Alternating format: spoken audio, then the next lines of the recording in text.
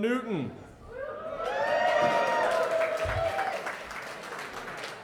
Thank you all so much for coming out here tonight. On behalf of the Kansas House Democrats, my name is Logan DeMond. I am a 2023 graduate of Bethel College, just down the road in North Newton. I spent 4 years in this community, and when we were planning this tour, I told the folks on my team this is absolutely a stop that we have to make. And I think that you all know why. We're so excited tonight to be joined by a phenomenal panel of state legislators who I have the privilege of working alongside every day during the legislative session. But the purpose of tonight is to connect them with you so that we can bring more of them. We can elect one right here in Newton, Kansas.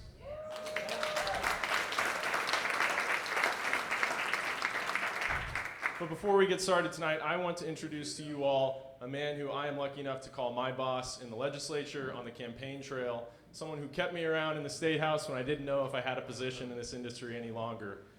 Representative Brandon Woodard represents parts of Lenexa, Olathe, and Overland Park. He's a mentor to many, he's a friend, and he's a fantastic leader of our caucus. Please help me welcome Representative Brandon Woodard.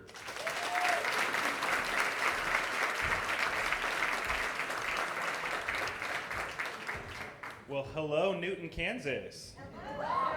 I am so excited to be back. I actually have a friend from high school in the room, and several friends that went to Bethel. So this is not my first time in Newton, and definitely was not my first time on Bethel's campus, but maybe the first time I saw it during the daytime this year, or this time. So we're so excited to have you all here. We're excited that you are all fighters for fairness, for freedom, and for the future. And I want to give a huge shout out and thank you to our friends with the Harvey County Democrats that helped make calls and reach out to folks to get you all here in the room. So thank you, thank you, thank you. Before we jump in and I get, hopefully get people excited before our amazing panel, raise your hand if this is the first political event you've ever been to. Welcome. We've had a few folks at each stop so far, and this is the third stop of our so far 11-city tour across the state of Kansas. And we have at least 5 more stops that we're announcing in the fall. So we're very excited to travel all across Kansas when folks on the other side maybe are just a little afraid to do so. So we're excited to have you all here. The people who believe that Kansas can and must be a place where working families thrive, and where young people see opportunity, and where government serves the people, not just the powerful. And while the other side continues in Topeka to try to ban parental rights to make healthcare decisions for their own kids, we are fighting to make it more affordable to live here in Kansas. While they're distracted with culture wars and political theater, we're focused on cutting property taxes, expanding affordable housing, and keeping young Kansans right here, working, learning, and leading in their home state of Kansas. And you've seen the difference. In 2022, the Kansas House Democrats and Senate Democrats, along with Governor Laura Kelly, led the charge to eliminate the cruel tax and regressive food sales tax, a tax that punishes working families at the grocery store. But what did... Finally, right? But what did Republicans do when we were sitting on a pile of cash from the federal government? They delayed the implementation of getting rid of the food sales tax for 3 very long years. They were focused on their political corporate donors instead of providing relief to working Kansans. So let's be clear, you cannot eat political promises. You can't use those to feed your family. Kansas families needed relief then, and they still do now. And that's why Kansas Democrats are fighting for a Kansas where your zip code does not determine your future, where every kid in this state can get a great public education and become part of a strong and skilled workforce, and where seniors stay in their homes instead of being taxed outside of them, and where small towns across the state, where many of us are from urban and suburban areas, we want to go across Kansas because we want small towns to grow and not shrink, because we need to make sure they also have a housing that people can afford to live in. We believe in a Kansas where your values, your vote, and your voice matter. A Kansas where we invest in our teachers and schools instead of vouchers and private profits. And you can clap for that. Yeah, we like that. And we want to continue to make sure that Kansas is a place where we protect healthcare decisions being between patients and their healthcare providers and not in the hands of politicians in Topeka.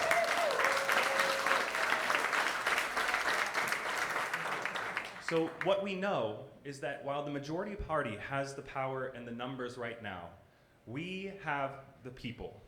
And when we stand up, when we speak out, and we vote for change, that's when we win. So let's keep fighting, let's organize, let's continue to knock doors, make phone calls, and show up like I know you're doing every election cycle. Because every time we do, we're one step closer to the Kansas that we all know is possible.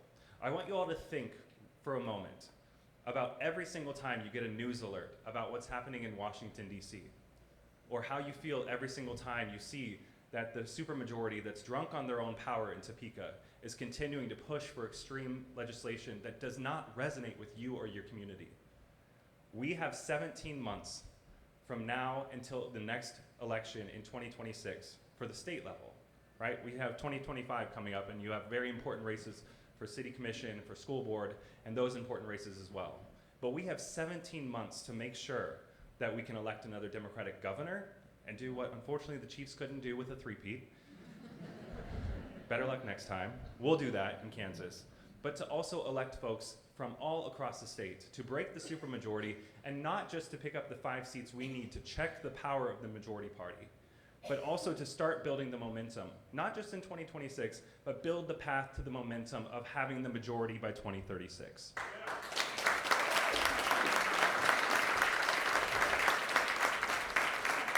What we know is that the future of Kansas is not far right. The future of Kansas is forward. So let's all build that together. Thank you so much for spending your time with us.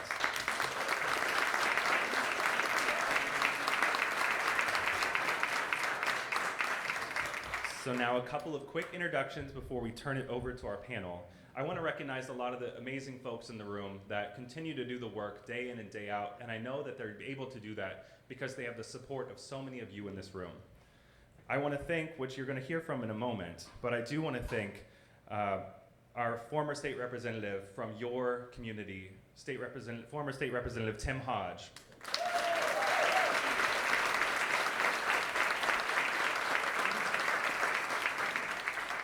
From your county party leadership, we've got Barbara Dennison, your chair.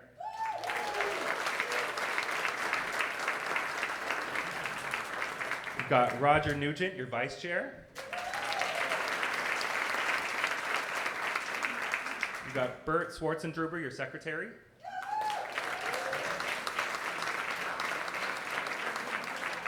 And Teresa DuBois, your treasurer.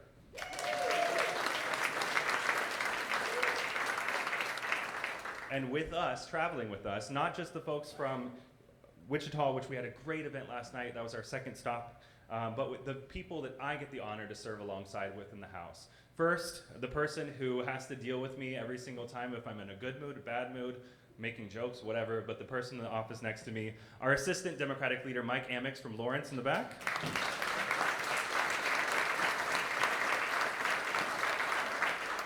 Also from Lawrence, we have Representative Brooklyn Mosley.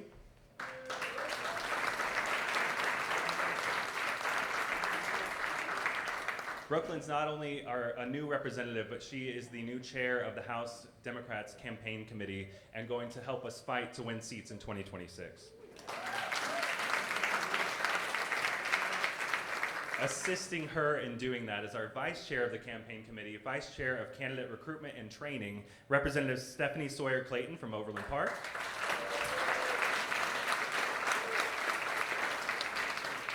We also have from Westwood in Johnson County, Representative Rui Xu.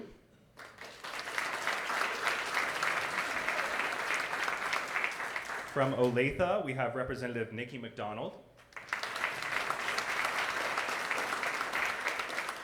Nikki, when she was still a mom organizing in public school space, was one of the people that talked me into running for office, so it's her fault that I'm up here.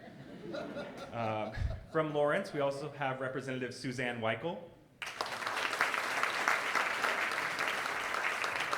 From Kansas City, Kansas, we have Representative Melissa Oropeza. Last term, she was stuck sitting next to me on the floor, and I don't know which one has had more fun or more sass in us, but on those tough days, it was good to have someone next to me. From Wichita, over here, we have Representative Ford Carr.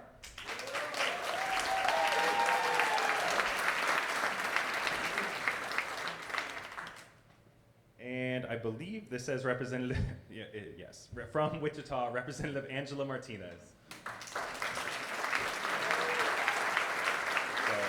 Thank you all for having them here. It's my honor to introduce our representative from Wichita. Sorry, he's on the panel, so you'll hear from him too. Our friend, Representative Henry Helgerson from Wichita as well.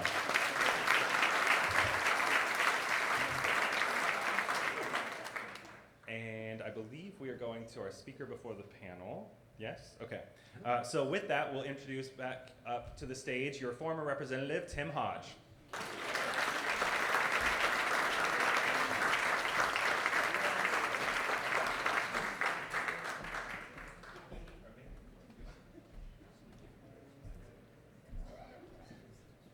You guys are in for it. I don't know if you're going to get Tourette's or tears tonight, but I have just basically 3 points that I would like to share with you. We can expound on them later. But the first thing is I have a question for everybody in the room, and I think it's a very serious question. It's a question for the folks up here behind me. Why do we lose?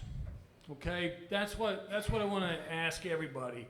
We fund the schools, we champion health insurance and an affordable lifestyle, we take care of roads, we deal with the hospitals, we do all of that.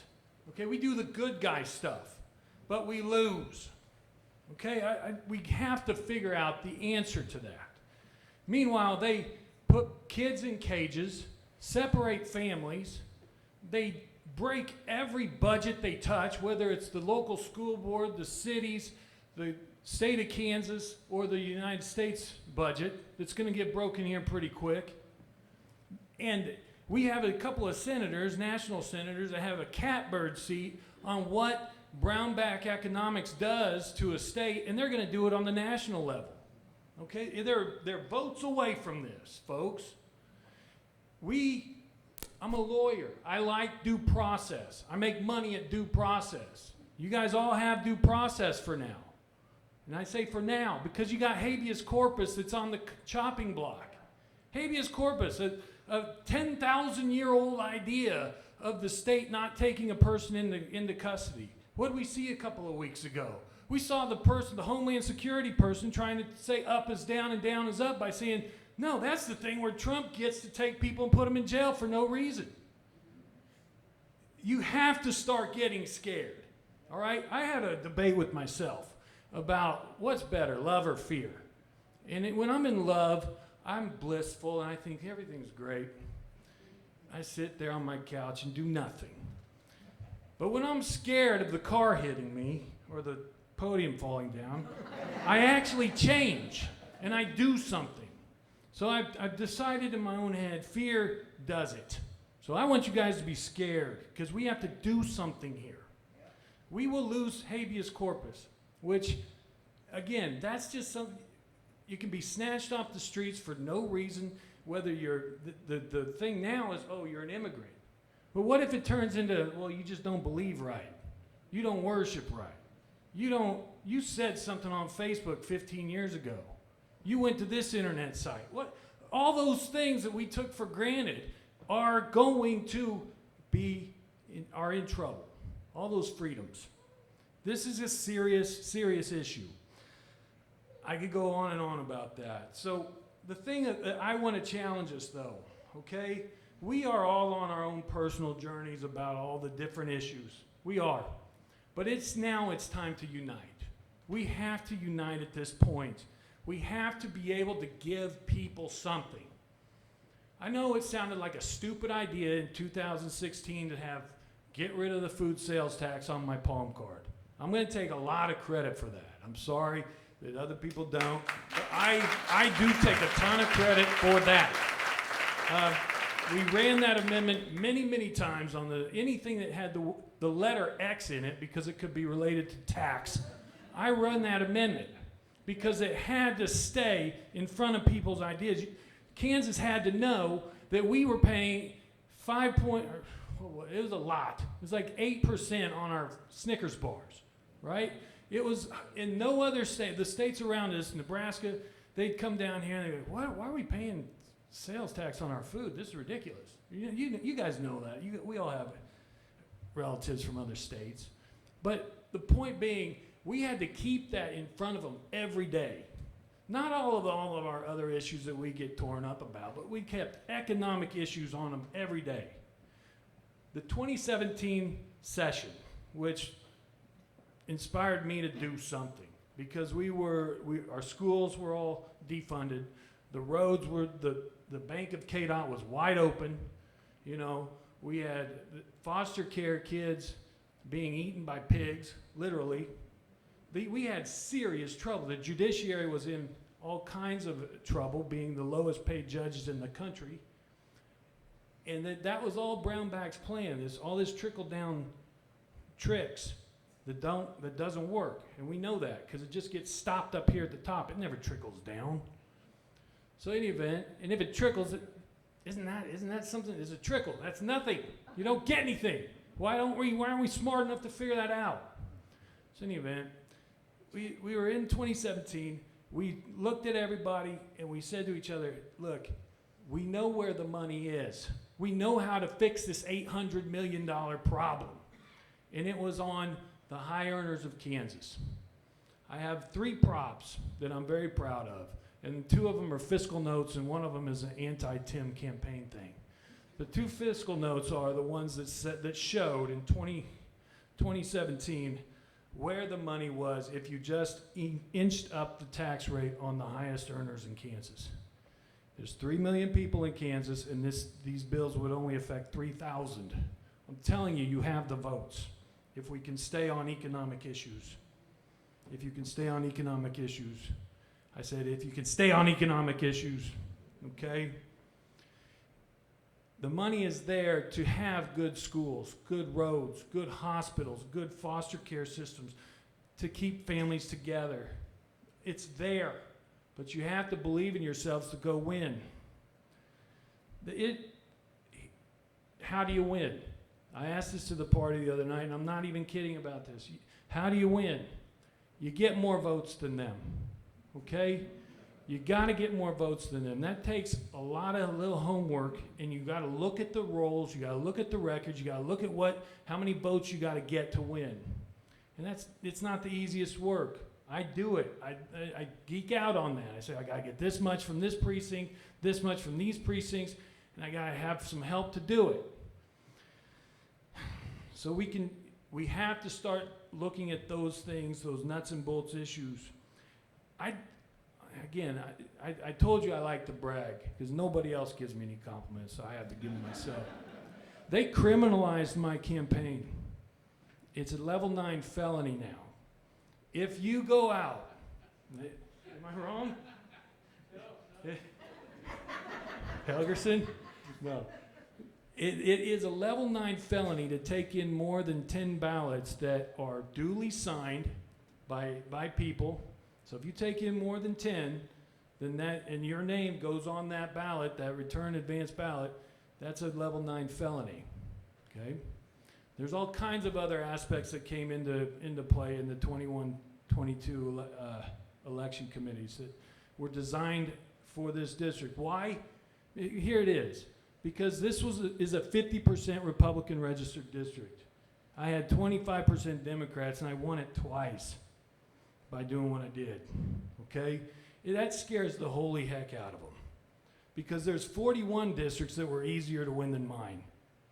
So if that idea got passed around to the other districts up in Johnson County and in Liberal, Garden, Dodge, Emporia, Manhattan, Salina, all those mid-sized Newton-esque towns, then the color of the legislature would change. So how do you get around the fact that you can only take 10 ballots in? Well, you get your friends to help you, all right? Instead of just one Tim Hodge, you have 50 friends. 50 times 10 is 500, I think. Yeah. So We have to do these things. This is hard work. It's hard work going up to people's houses and smelling cat litter mixed with hamburger helper, mixed with diapers, mixed with... But those are our voters. I swear to you, they're your voters. They are Democrats. They don't know it, but they're Democrats, and they're just getting pumped full of Trump crap every day with the radio or the television. So we have to get to them, and this is an every summer thing. And I've said this to myself, because I talk to myself a lot, but we have to do it every summer. We have to be going around to all the precincts, looking at the numbers, seeing how many we have to get, and you can do it. I promise you, you can do it. Last point, we have to give them something. The food sales tax was something that I could point to say, if you vote for me, you will get this. If you vote for Democrats, you will get health care. You will get a tax system that will be fair. Your taxes will come down. Not the billionaires' taxes. Your taxes will come down. You will not lose services because they will pay for it. I'm telling you, we have the numbers. We have the votes. We know where the money is. Let's go do it. And we can have good stuff again. We can protect habeas corpus. We can have a lifestyle that we can actually enjoy instead of every broken ankle bankrupting our families. Okay? That's all the words I have tonight. You guys,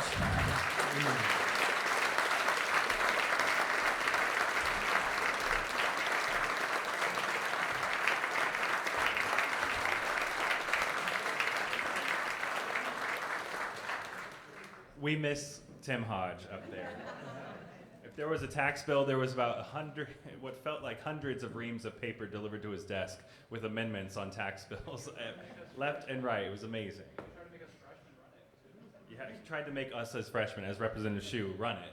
Because I'm happy to keep us moving along. I'm excited to introduce our moderator for the evening's panel. Ashley All, a Newton native, is a communication and political strategist with 20 years of experience working and winning in some of the most challenging political environments in the country. In 2022, Ashley served as the communications director and spokesperson for the Kansas coalition that secured a historic landslide victory in the first vote on abortion rights following the fall of Roe versus Wade.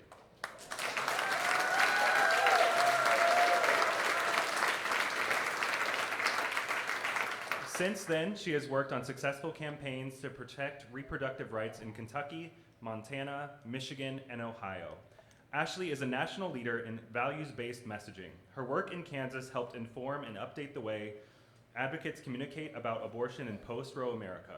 While she continues to work to defend reproductive rights across the country, Ashley also founded a nonprofit organization called the Kansas Coalition for Common Sense to strengthen advocacy in her home state. And among the many groups that she helps effectively communicate with Kansans are the Kansas House Democrats. Please help us welcome, after we move the podium, Ashley All.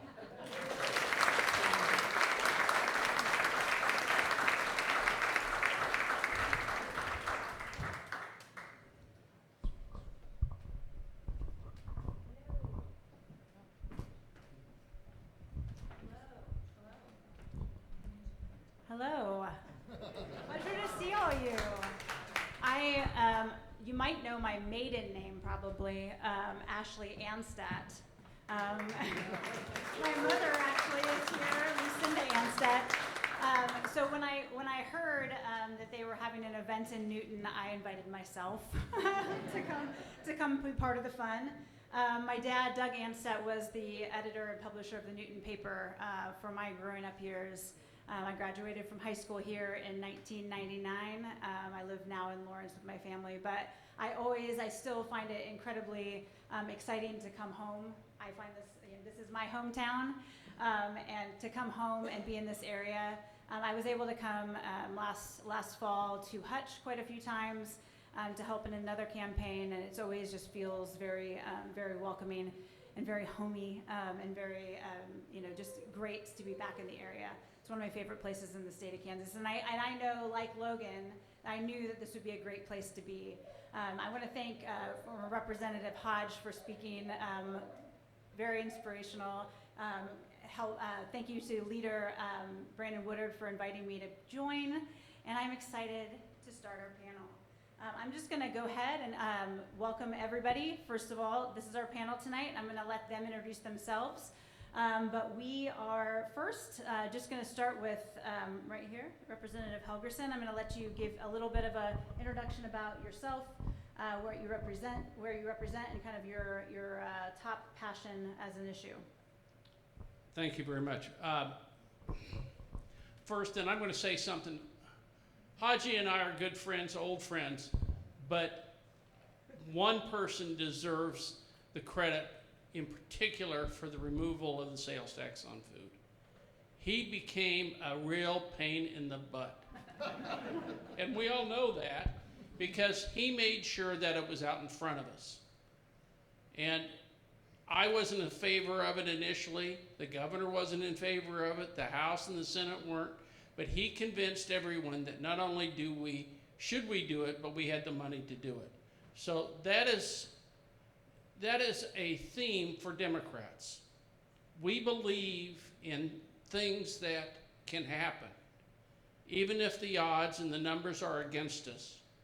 We believe that we can accomplish more than what the other side says we can do. Again, I'm Henry Helgerson. I've been a representative for 30 years in different facets and different districts in Wichita and East Wichita. I know a lot about how we spend the money and how we tax people. So.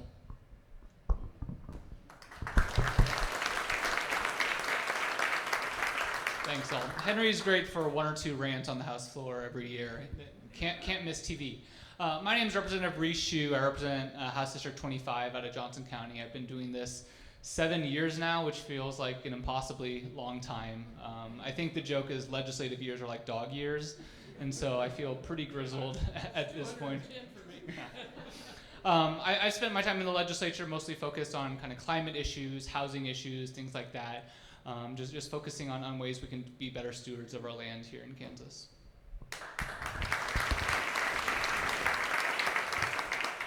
I'm House Representative Dr. Melissa Oropeza, and I represent Wyandotte County, the 37th District, which is Turner, Armadale, all the way out to 94th and State. Being in healthcare, I have a lot of interest, as well as being one of the few Latino representatives at the State House. We have those immigration issues that we're dealing with this session as well. So I can tell you I have a lot of passions, and there's a lot of things that I do speak to. But my main thing is making sure that I do speak and see everybody. I do represent Wyandotte County. However, when I vote, I think of everybody. I think of rural Kansas when it comes to healthcare issues. I think of all kinds of tax issues when it comes to rural Kansas as well. I think of everybody, because granted, we all have our own districts, but when we're up there, we should be voting for everybody in the state of Kansas. Thank you for having me.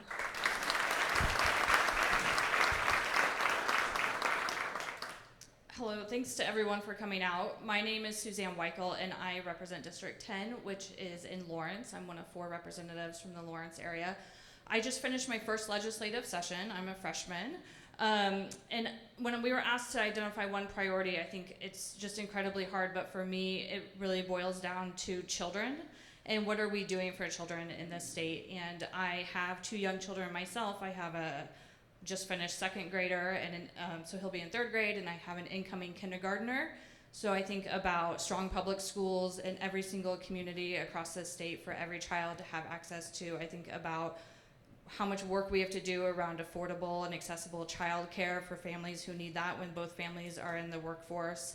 And just really, I think about everything through what is this good for the children? Is this a good decision for the future of our state?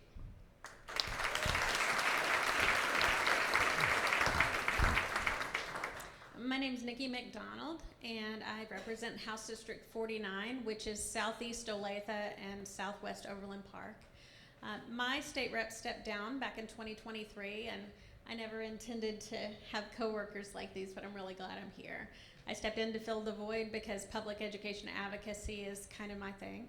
My background is teaching. I taught 1st grade, and I taught ELL before becoming a stay-at-home mom for the last, give or take, 20 years. So I feel like my penance, I was telling a couple people in the crowd, my penance for being unwilling to go back and be a teacher, because I think I'm a little too sassy to do that, is to try to make sure that in the House I advocate for them to have a better workplace, advocate for them to have the materials and resources they need to teach our kids. And so public education advocacy, and in particular funding, is kind of my wheelhouse.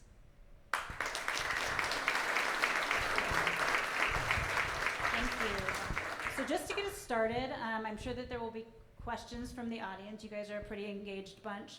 I'm going to go ahead and get started with a couple questions that we have, just to kind of set the stage for what it's like to be a legislator in Kansas. So can each of you tell me just a little bit about what the day-to-day life and work looks like for you as a state legislator, both during session, which I'm sure is much different than when session is not in. Go ahead, you can go ahead and start. Yeah, I'll go ahead and start. So when we're in session, it's a lot like college in some ways. So we have 3 blocks of committees, one from 9 to 10:30, one from 1:30 to 3, one from 3:30 to 5, and kind of every day those are spoken for while we're in committee. So just like college, just like a class. Every day at 11 o'clock, we're on the House floor, all of us, all 125 of us. And that's when we would vote on anything that has passed out of committee and they decide to bring up on the House floor. We debate and vote on things at 11 o'clock, lunch break, and then that's about it. When we're in session, especially for the first half of session, it's like very much schoolhouse rock. That's how it works. In the second half of session, that all breaks down a little bit. It goes into conference committees, and that's when you hear about like the midnight sessions and things getting bundled together. But while we're in session, that's what it is. When we're out of session, it's a little bit more variable. Many of us work when we're not out of session. We got a little bit of a pay bump this year, but historically the legislature has not paid very well. So that's why many of us have had to work outside of session. I freelance marketing analytics in my spare time. I also probably spend 10 to 15 hours a week doing constituent meetings, constituent emails, and just meeting with advocacy groups. So still stay busy, and then also traveling around to conferences to collect ideas from other states to try to bring back to Kansas as well. Let's get one more perspective on the session and your day-to-day work. So this is my 3rd session. So I am continuing to practice as a nurse practitioner. I do have my doctorate degree as well. So people think about the pandemic and how awful it was. Well, actually, it actually worked out for me because now I can do telehealth and I still continue to see patients while I'm in Topeka. I took a huge pay cut to do this, but I was more than willing to do that and serve my community because we needed it in Wyandotte County, as I'm sure everybody can attest to, that it's needed to have our perspective and our knowledge, and being from the healthcare background, that was really has worked for me, and it's been a great opportunity. I've made some great friendships and love being there. Thank you. Okay, I'm going to back up a little bit now and focus on committee hearings. And I'd like Representative Helgerson, maybe you can speak to this because you've been in the legislature for 30 years, so maybe there's a lot of perspective there. What does the committee makeup look like now, and how hard is it for folks like you all, Democrats, to be heard in committee and get a policy to be heard in a committee hearing and actually get a hearing? Well, first of all, normally in the hearings, there are legislation that is written, assigned to a committee, and then we'll specifically deal with that piece of legislation. It'll go through general legislature and then be referred to one of these various committees. In the committee process, you have a chairman and a vice chairman that are the majority party, the Republicans, and the Democrats will be outnumbered 2-1 usually. Sometimes it could be a little bit more depending on the committee size. And everybody may have their own feelings. Normally, the chairman, I have found them to be respectful, kind, accept your ideas and your positions will always take a back seat to what's being presented. Meaning if you have a bill such as Tim had for years on the exemption of sales tax on food, he may not get a hearing because the Republicans don't want to hear it. While Republican bills will have much more of an opportunity to be heard, discussed, debated, and then sent on, if it's voted favorably, to the overall House. I find, in my experience, that generally the other party is very friendly, cooperative, but there's a very definite line as to what they'll look at and hear, and we're usually shot down on our views and our ideas. Yeah, I was going to pass it to Representative Wikle to give another perspective on the challenges sometimes that come up with getting a hearing on certain issues. So it is challenging when you're in the minority as we are, but I think this is a really important point about why every seat matters in this state, because we talk a lot about the supermajority and what that means on the House floor in terms of putting constitutional amendments on the ballot or overriding vetoes. But I don't think what gets talked about as much outside the State House is what that means in the committees, right? Because even if we can't take the majority, even if we can't be the majority party in the next election, which I hope we can, but if we gain enough seats, we have a better balance on each committee. And then the discussion on those committees changes, right? You have your colleagues across the aisle that may be willing to work with you a little bit more if they don't have quite the large group behind them on that same committee. And so I just really want to reiterate this point when we're talking about every seat across the state, that every seat really does matter in terms of tipping these scales at the committee level, which leads to other changes in the State House. This year I tried to get a resolution heard on the House floor about the Equal Rights Amendment, and that was shot down. So even like common sense, regular stuff, we just get squelched. We had some people who came from our high school, and I was asking if I could introduce them, up in the gallery. No, they let a Republican do that, and it wasn't her district. So just little slights like that maybe aren't seen, but they certainly are felt. And it just, sometimes I feel like there's some salt thrown into wounds that was unnecessary, and that's a couple examples. Can you give us some examples of things that that folks can do? Is it helpful to submit testimony and drive up to speak? Can you give an example of when that has been incredibly helpful in a committee hearing? Sure. So I am on the Health and Human Services Committee, and I'm on Education K-12 Budget Committee, and in both of those committees, testimony has been pivotal. We had a Medicaid expansion hearing, and you don't have to come in person either. You can testify in writing. There's a couple hoops you have to jump through, so there's a process you need to follow. But you can also testify via WebEx or Zoom. I found that it's really effective. They have to stop and look at you on the screen rather than shuffle your papers, and so that is an opportunity. I think also help your neighbors understand what's happening here. Pay attention and be involved, because sometimes oversimplification happens and there's nuance. So the more you listen and the more you ask questions, the more informed you can be. I was telling a couple of people who said they'd emailed their representative or called, and no one ever calls back. So you might just try to start copying one of us friendlies to those emails, and then I can say, Avery, I saw an email from your constituent, and I think they had a really good point. What do you think? Did you write them back yet? So those are just some things that you might do. And the other thing, while I've got the mic, it is really expensive to run for office. I had to raise $100,000 to win my race, and I am in one of the most competitive seats. Campaigning is not rocket science, but it is hard work and it is expensive. So if you can volunteer, this year we have school board candidates, we have city council candidates, and Chris Kobach got his start on the Overland Park City Council. So I think you need to really, really pay close attention to these local races as well. Thank you. Before we turn it over and we look for some audience questions, I wanted to ask another question. We know that Democrats are far from holding the majority. We're very much in the minority in the state legislature. But if we were, or if we had more control, or if we were in charge, can you tell me what your priority would be? I know that's a very loaded question. You can, yeah. What would be your top priority? My top priority would be, if it was still a possibility, we don't know at the federal level, but I would expand Medicaid.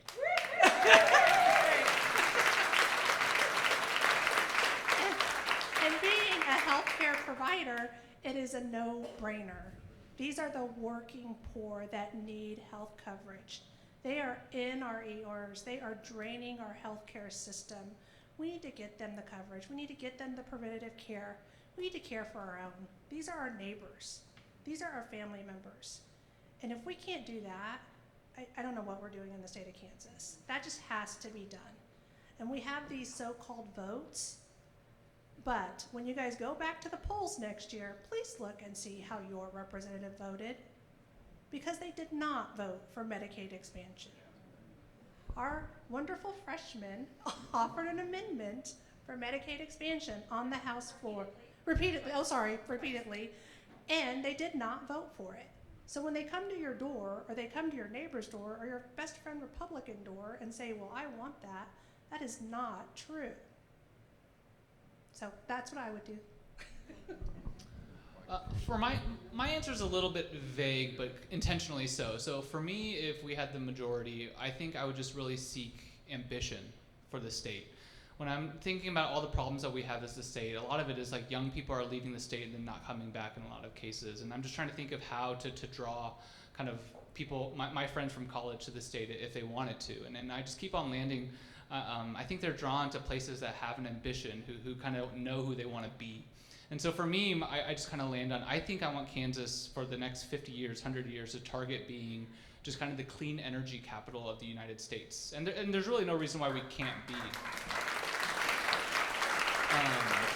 We have a lot of wind. I mean, just driving here, we probably saw 200 wind towers here. We have a lot of solar in the southwest parts of the state. We just brought the Panasonic plant here to build EV batteries, right?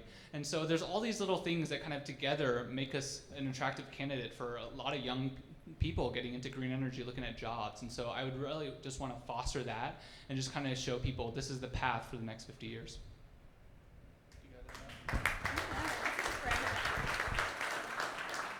This one's for everyone. I'd make sure the Democrats held on more than just 2 years. And I say that because we had 2-year period in the early 90s where we were the majority party. We passed the school finance formula that has been held constitutional that we still use today. We could have done a lot more things if we'd had it more than 2 years, such as Medicaid expansion, such as dealing with all the problems that we have in this state that Tim alluded to, that my colleagues have talked about, that could be processed and dealt with in a bipartisan way. We don't need to do it all. We don't have the solution to everything. Democrats don't, even though we may think we do.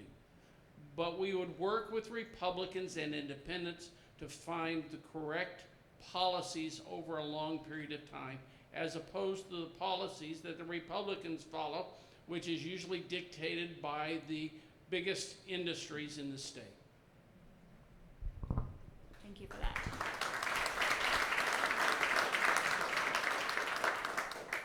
So the question is, if we were in the majority, right? What would our Yes, what priorities would be your priority? Medicaid expansion, obviously. I offered it twice on the House floor.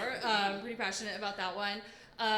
If I think after the next election cycle, we were in the majority, one of the top priorities of that year after Medicaid expansion, along with it, would be the school finance formula is going to be rewritten in 2027. It sunsets.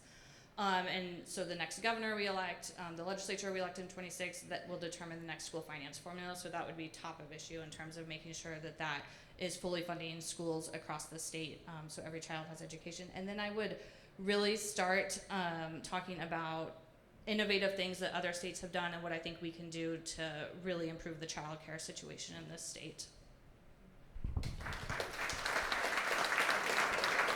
It's okay. She said, I took your public education. That's okay, I already said that. One thing I want to point out to you, if we broke the supermajority, they couldn't keep passing all these constitutional amendments to be on our ballots, right? And there's some power in that. Even if there were, God forbid, a Republican governor in 2 years, or 1 year, how long do we have now? It's not long. 18 months. 18 months. Oh my gosh. 17 months. So good governance is balance, and we don't have that right now. There is no need for any Republican in that building to ever have a conversation with me, to ever hear the point of view that my constituents in Johnson County have. good governance is balance. And so if we had broken the supermajority this last time, they would have to come to us to help govern, because we have a Democratic governor who would veto all the bad ideas. And the other thing I want to say to you guys, I don't know that this gets in the news, but almost every bill that we pass by a wide margin. We agree about way more than we disagree about, because we're all Kansans and we're all looking out for our communities. It just doesn't make the news. It doesn't sell the newspapers, not sexy enough, right? Everybody wants to harp on things that make them look better. So just know we're all Kansas nice, mostly. But we don't have to be listened to, because we are so much in the minority, and that's very, very frustrating, because I got elected to do good things, to solve problems. I would like to think that we are all pragmatic, and the only way we get any ideas advanced in the Capitol is to sit down and have conversations with our coworkers, to get Republicans to co-sponsor bills, or even to get Republicans to carry bills and to keep our name off of them so that they might see the light of day. And that's not the way it should be. Thank you. Okay. I have a lot. Yep, go ahead. I know we're talking about the majority. Let's be realistic. We will not be the majority next year or the year after. We may talk about it, but it ain't gonna happen. I worked with Marvin Barkas, who was the speaker, who led us from the minority to the majority in the 80s and 90s. And Marvin was there for several years, and he had one focus, and that is, we pick up a few seats this year, we pick up a few more seats next year, we defend every single foot of space that we have. It's a long haul to get it done. It starts here in Newton, it starts in Wichita, it starts in southwest and southeast Kansas, and we fight for every, whoop, you cut me off? That's all right, I'm used to that. Usually it's the Republicans. But it's up to you to stand up, get involved, and you win a couple at a time. And then the next year, and the year after, you win a couple more. And that's how we get to be major players and eventually the majority.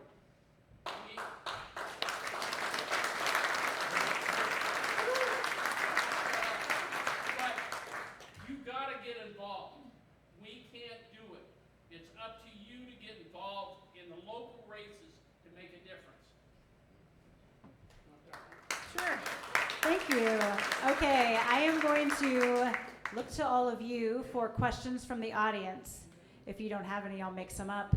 But I'm sure that you do, because I saw how engaged you guys were at the beginning of this. Yes. Can we? Would it be helpful if the people that vote Democratic that are registered Republican would change to be registered Democrats? I'll take that. I don't know if this Will you repeat the question? Okay, so she asked, would it be helpful for people who are Republican in name only, right? Like they're registered Republicans, but they vote Democrat all the time. Would it be helpful for them to go ahead and register as a Democrat? And the answer is yes. I don't know if you realize this or not. Thank you. I'm trying to screen. I don't know if you guys realize this or not, but the Republican National Committee gives money for every head that is registered as a Republican in the state of Kansas. Democrats do the same thing. So I think it is really important for us. Plus, it makes it easier for us to identify them when we're knocking doors and calling people. I had a conversation with a group of organizers in, I'll just say, rural Kansas today on Zoom. And they mentioned that they only really want to talk to the Democrats and the unaffiliateds. And so I sat down and I used our database and I ran some numbers and I said, if you did that, look at these numbers. You don't have enough people to win. How many votes do you need? So we always need to meet people where they are. I don't look at party. I look at them as my neighbor. Our kids go to school together. I see them at school board meetings, city council. We're all concerned about dangerous intersections. You need to meet people where they are and look at them as your neighbors and your friends and worry less about party. But yes, they do get money for every head that they have. Any other questions? Who's next? We've had like 5 or 6 change from Rhino to Democratic in our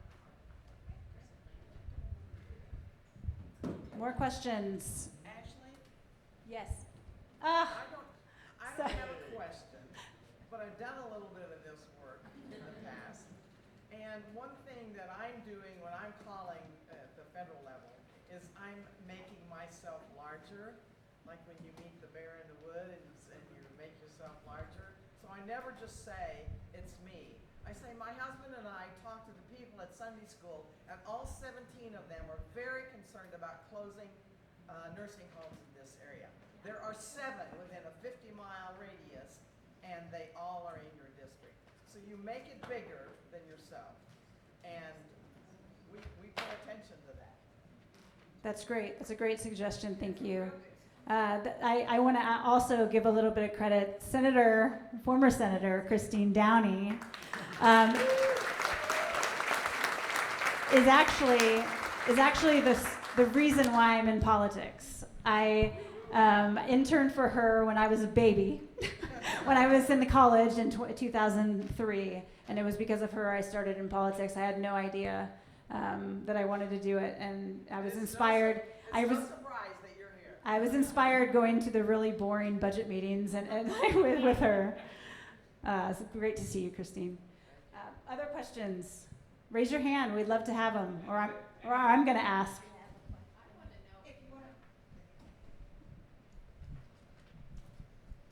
I'm just so frustrated about the Doge that's doing all the same stuff here as they are with Doge. And what can we do besides calling our legislators? And I mean, I know you guys are fighting against that, but like you say, you're so outnumbered.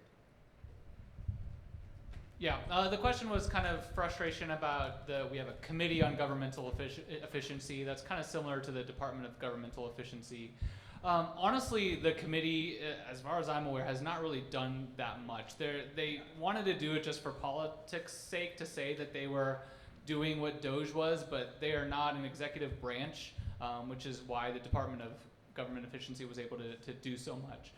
So there actually were a couple of bills that went through that I think were just like normal cleaning up government things, which were okay. But kind of on a broader question, they absolutely do want to cut government, right? That is not a question, and not in the ways that are beneficial to efficient government. So really, it's to pay attention. It doesn't just show up in that one committee on government efficiency. I sit on the Commerce Committee, and there are so many things that come through there from like think tanks from Florida that are just like, what if we just got rid of licensing? Like literally, like that. Just like, what if we just got rid of like job licensing? What if we just got rid of local ordinances? They just try to do things nonstop. And so usually with enough public outcry, they either go away or get watered down to where they don't do anything.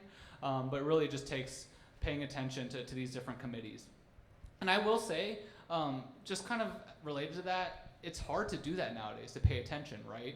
There's so little media that is in the State House all the time that it's really kind of incumbent on us and whoever your state representatives are, if they are, to educate on what is going on. So if they are not doing that, I know many of us do have newsletters. The House Democrats do have a newsletter to kind of help you pay attention to, hey, these are the things that actually are going on in Topeka every day. This is kind of funny, but I think it backfired on them, because I read in the news that a reporter tried to do a Cora request to get a list of all of the things that us as Kansans wrote on the website. They had a form for people to fill out, and I filled out a couple ideas myself to just see what is this like. And the chair of that committee drug her feet until we were just almost out of session so that it wouldn't be in the news, because we want to do things like expand Medicaid, let women make their own reproductive choices, fund our public schools. So I think maybe they miscalculated a bit, got a little cocky maybe, so kind of bit them in the rear. More questions? Yes.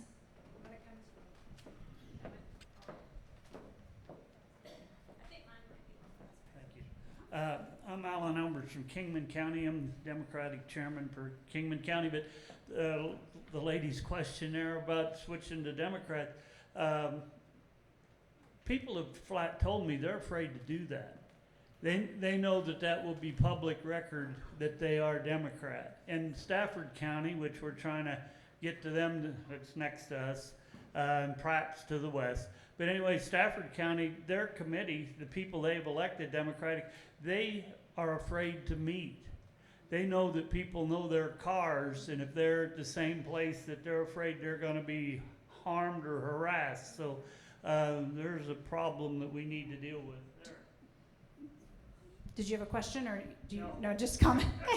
Okay, no, it's okay. That's the way it is other places. That's why, that's why I think this is what we need. We need to have some sign that people are together. Yes. You have to draw some strength from each other. I think that's right as well. All right, got a couple more minutes for questions. Yeah, you have a question? I was going to say, I agree with what Tim said, that that we have so many Democrats here that are Republican, and that's in the voting sense, not in the sense you're talking about. But I was curious about what Republicans obviously do very well with messaging, and I was just curious, what sort of messaging do they use that we can also use or copy? If there's any ideas out there, I'm always kind of searching for that, because I consider us a purple county, at least. I think the woman with the mic right now is actually the expert on this, but I think you saw it during the abortion votes. They really just flipped the freedom messaging back on them. The Republicans have always talked about freedom, freedom, freedom, right? And so we used it as freedom to make your own healthcare choices, and I think that was very effective. Feel free to take mic time as well. Yeah, I mean, I do think that there are ways to do that. We all share basically a very similar set of values. We love our families, we love our communities, we want our children to grow up and get a good education, and those are the things that tie us together, and that's what we should focus on.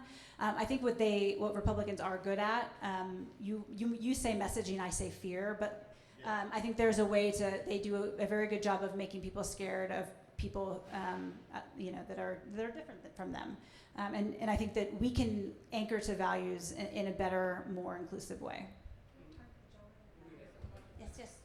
My name is Kyle, and my question was about the minimum wage in Kansas. If there's any inroads being made to increase that from a starvation wage to a livable wage. Because if you're working full time, no one should be starving or trying to struggle to pay rent. Everyone should be making a livable wage at least. So as Democrats, we all signed on to that bill, correct? We all signed on to the state wage being $15, at least somewhat better than minimum wage for sure. Got nowhere, no traction. Obviously wasn't heard in any committee, wasn't heard on the floor, but we all signed on as Democrats to that bill just this last session. So we are out there, we are doing that, and we'll continue to do it. Thank you.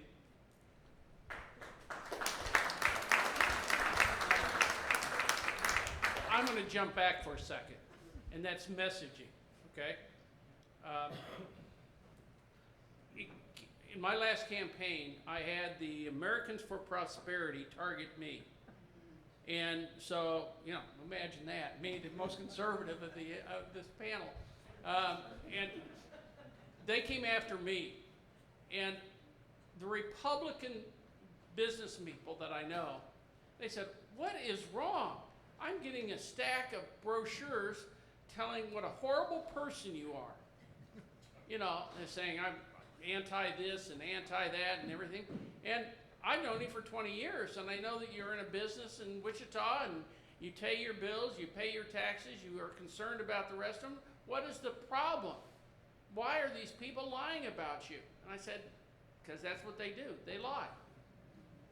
And the best message that you can give is that if you create the image, either over time for the candidates or other individuals, endorse that individual and say, Representative Hodge is a great person.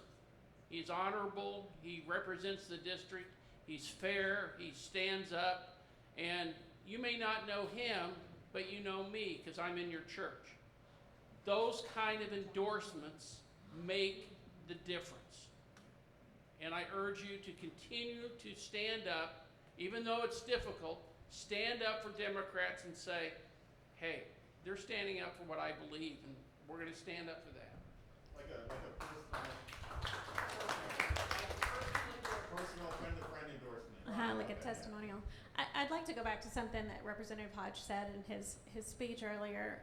I have found success in tying things to economics. They care about their bottom line. And every day of the week I will say a budget is a reflection of our priorities. So look at the budget that we craft. What do we prioritize? We do spend a lot of money on public schools, but in our Constitution, like, that's kind of the point. Like, that's one of our main jobs, is to fund schools. So if you can tie things into people's livelihood, we as Democrats have been just trying to help everybody make ends meet. When I knocked doors, people said, these property taxes are killing me. I can't afford my kid to be in soccer. These groceries, every time I go, it's $200. We ended Social Security tax. I didn't know before I got this job that we even tax Social Security. That's unconscionable. We have to find ways like that, and we as Democrats have been committed to doing that. Republicans, shiny objects, talk about social issues. That's the first thing they did out of the chute, by the way. They went after transgender kids. Yeah. And also, you know what else happened? With that bill, they have targeted all medical professionals and all teachers to potentially lose their license to practice, to open them up to civil litigation for up to 10 years after a child is 18. Either the child or their parents can sue. And they made it such that medical professionals can't access malpractice insurance if they do anything that they consider gender-affirming care, including just using a pronoun in the classroom. So our priorities are not that. Like, my kid's pediatrician and me as their parent, we're the ones that need to worry about them. I don't understand why a lot of Republicans are so sidetracked with what's in children's pants. I don't have to understand something to have compassion as a human and mind my business. I'm worried about day-to-day issues. I'm worried about paying my own bills. I want my kids to be able to afford to live in Olathe when they grow up. I want them to want to come back and work in Olathe. And to do that, we have to be really good stewards of our community. A budget is a reflection of our priorities. Just watch and see what they prioritize. Thank you. I think we have time for maybe one more question. I can't. Sue, I'm going to try to. We can do it. Okay, I'm going to repeat it. You tell me what your question is. Well, I need to say a little bit more. Okay. Yes, the election, Supreme Court justices should not be elected. The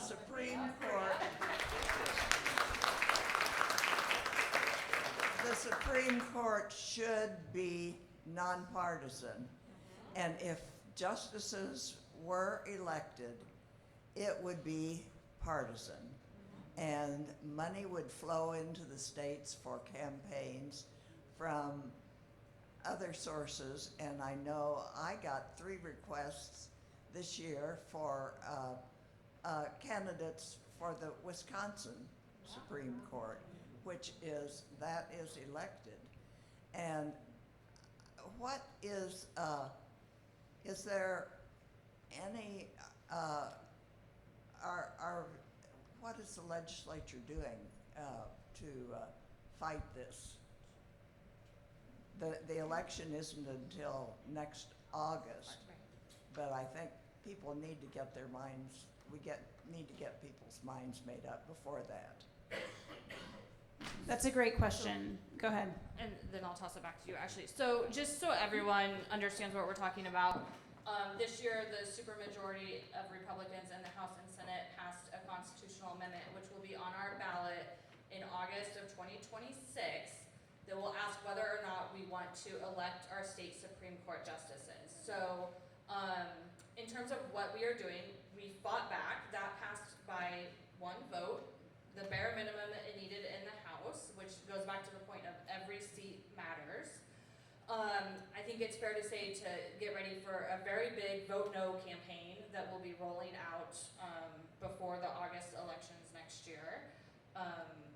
And I also want to say, I think there's two primary reasons Republicans want to elect our Supreme Court judges. One, the school finance formula, and one, reproductive health care choice, or two, reproductive health care choice. Both of those reasons. So be ready for a Vote No campaign. Just real quick, I am on the Education Funding Task Force, and we met this week on Tuesday and Wednesday. And the chair of that committee asked, like, what is important to you when we consider the sunset of this school finance formula? We're revamping it, basically. And when it got to be my turn, I said, it's really important to me that we meet all of the criteria that the courts have said, because I do not want to waste more money on more taxpayer money on frivolous lawsuits. Like, we need to do by our kids. And she was triggered, people. I mean, she went off and she pretty much just threw down the gauntlet and dared everybody to sue. She said, I've heard about people shopping for plaintiffs, and I'm like, I really don't know what you're talking about. I just would like for us to not waste taxpayer dollars. Like, we were sitting here to do a job, and if we're gonna shortchange somebody, it better not be my kids, better not be your kids, right? So they're just saying the quiet part out loud at times. We really need to keep an eye on this, because Suzanne's right. At the end of the day, that's what this is about. We currently have a merit-based system when we pick Supreme Court justices, and they want to do away with the merit system so they can get their cronies in there to stack the courts, because they do expect a lawsuit. My hope is that we will pass something that's fair, equitable, but we'll see.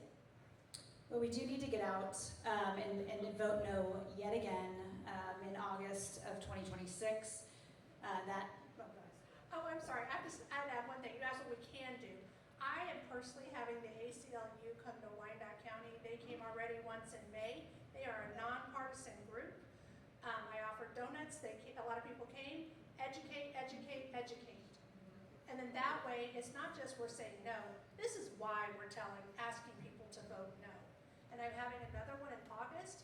I'm creating the narrative. I want to make sure that my county understands, not only do I want them to vote no, but why they should vote no, and ultimately what the cascade could be if this does pass in the state of Kansas.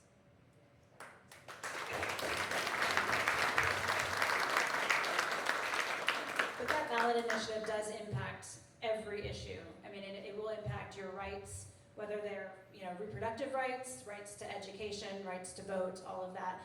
So it's going to be a very big fight yet again, unfortunately. I'm going to hand it back over to Representative Woodard for closing remarks. Can we get a round of applause for these amazing legislators? Our amazing moderator, the county party for helping make this possible. And he's always on time, but it was apparently not tonight. But we had one more representative join us. We have Representative Kirk Haskins from Topeka, sorry. Really from Emporia. I remembered that you were going back to Emporia last night. I got mixed up. But you all just got passed out not only your rally signs, but also your fight back list. And this is your take home. This is your homework. We have, like I said, 17 months until the election, and there's so much work that we have to do. The number one thing I would encourage you to do, if you haven't done it before, is go to voter2voter.org. It's the first thing on the list. You pull up, it is tied in with the Kansas voter database. You can put in every single person you know, your friends, your neighbors, and it will help prompt you to make sure that they've requested a mail ballot, that they've received their mail ballot, that they have turned their mail ballot back in. It reminds you to give them information about the people on their ballot. It'll tell you who doesn't vote, so you can go out and be like, hey, it's really, really important to get out and vote in the primary and the general election. So that is a huge tool that you can take home, and you all can vote multiply so many times. The question was if you can do that in Vote Builder. Most of the people in this room don't have access to Vote Builder. So this is a system that every single person in Kansas or not can use. It's very user-friendly in the way that it doesn't require as much training. And with that website, So check all of these things out. If you're interested in running for office, please let us know. Also, there's a QR code down there. Subscribe. That goes to our link tree. You can subscribe to the House Dems newsletter and be able to make sure that we can stay in touch with you all. This is just the start of this tour.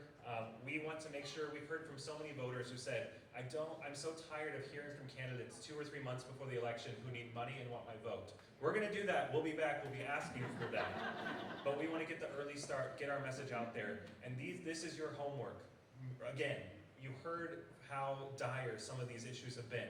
How we're going to have a multi-million-dollar campaign to vote no once again in 2026.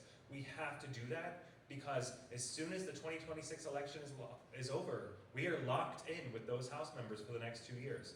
So when we get questions of what are you going to do to fix this, it's already on the ballot because we lost seats in 2024. Let's make sure that in 17 months, we wake up on the day after the election, we've not only broken the supermajority, we've elected another Democratic governor, and maybe more statewide elections as well. So before we go, you all have your rally signs. If you can hold them up, I'm going to take a quick selfie. If you don't want to be in the picture, just put it in front of your face.